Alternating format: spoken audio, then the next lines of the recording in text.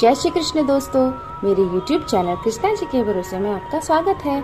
आज हम छठे दिन कात्यायनी माता का पाठ करेंगे, तो आप हमारा वीडियो एंड तक देखना। चंद्रहासो उज्ज्वल करा शार्दूलवर वाहना कात्यायनी शुंभम तथा देवी दादवद्दातिनी।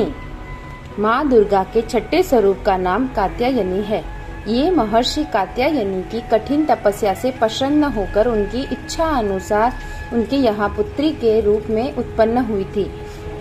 महर्षि कात्यायनी ने सर्वप्रथम इनकी पूजा की, इसी कारण से ये कात्यायनी नाम से प्रसिद्ध हुई। माँ कात्यायनी अमोद फलदायिनी है। दुर्गा पूजा के छठे दिन इनके स्वरूप की पूजा की जाती है। इस दिन साधक का मन आज्ञा चक्र में स्थित रहता है। योग साधना में इस आज्ञा चक्र का अत्यंत महत्वपूर्ण स्थान है। इस चक्र में स्थित मन वाला साधक माँ कात्यायनी के चरणों में अपना सब कुछ न्योछावर कर देता है। परिपूर्ण आत्मदान करने वाले ऐसे भक्त को सहज भाव से माँ कात्यायनी माँ के दर्शन प्राप्त हो जाते हैं। इनका साधक इस लोक में रहते हुए भी अलौकिक तेज से युक्त हो जाता है। शुंभ के दूत को जब देवी जी ने वापस भेज दिया था अपमानित करके, तब उसके बाद जब देवी जी के कथन से सुनकर द्रुत क्रोधित से लाल होकर लौट आया और फिर दैत्यराज को विस्तार के साथ सभी बातें सुना दी। दूत के वचन सुनते ही दैत्यराज क्रोध से भर गया।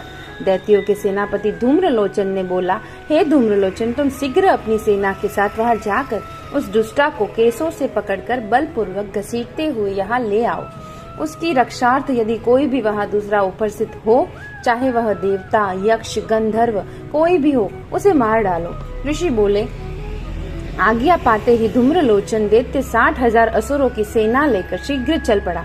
वहाँ पहुंचकर उसने हिमालय पर्वत पर विराजमान देवी को देखा और ऊंची आवाज से बोला, अरे तो शुंभ निशुंभ के पास चल, यदि प्रसन्न मुझे बालों से पकड़कर घसीटते हुए बलपूर्वक मैं ले जाऊंगा। देवी बोली, तुम्हें दैतेश्वर ने भेजा है, तुम स्वयं भी बलवान हो, बड़ी भारी सेना भी साथ ले आए हो। इस प्रकार की दशा में मुझे बलपूर्वक ले जाओ तो मैं तुम्हारा क्या कर सकती हूँ। ऋषि बोले। जब इस प्रकार का उसे उत्तर मिला तो धूम्रलोचन असुर देवी की ओर दौड़ा। तब तो देवी अंबिका जी ने हुंकार से उसे भस्म कर दिया।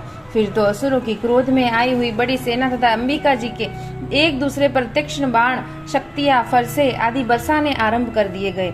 इधर देवी जी का वाहन सिंह की कुपित होकर भयंकर आवाज करता हुआ अपने बाल झटकाता हुआ असुरों की सेना पर उछल पड़ा।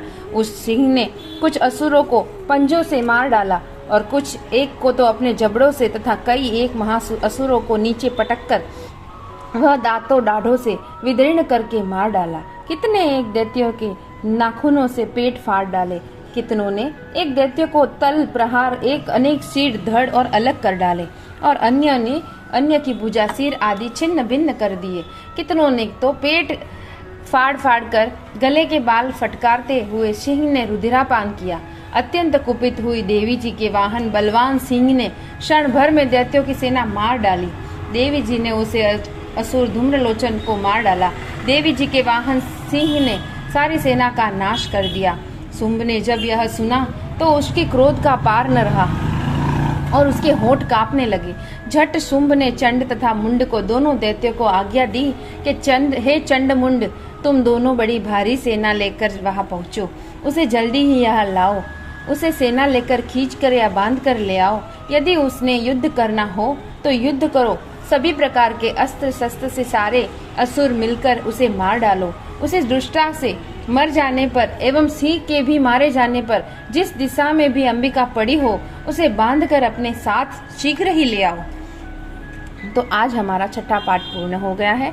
आगे हम 7वां पाठ देखेंगे। आपको मेरा